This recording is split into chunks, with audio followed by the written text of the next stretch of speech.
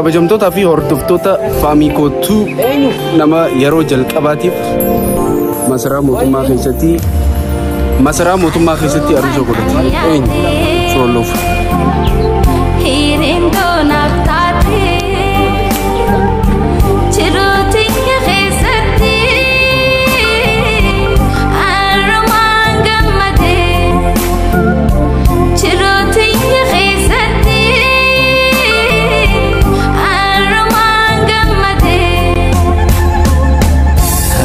Sakayade hirentu naftate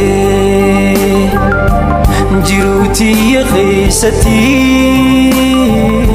anfedin tutamte jiruti yakhisati anfedin tutamte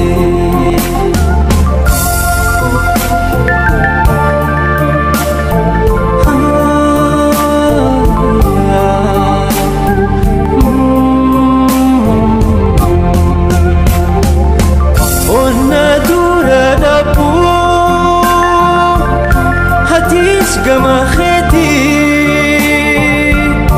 sidura indapa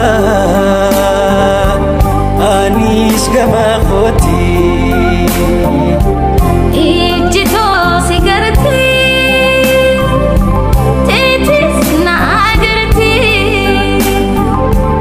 ibqisa walala chalti dawiti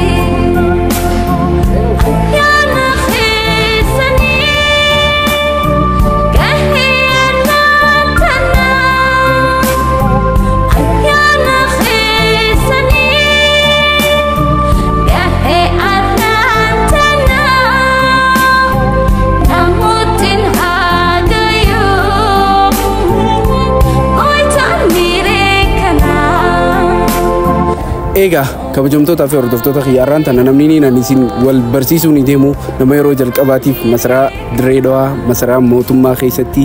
magaalaa Dirree Dhawaatti aruusa godhate na achitti argama Jalfiroo Love Jama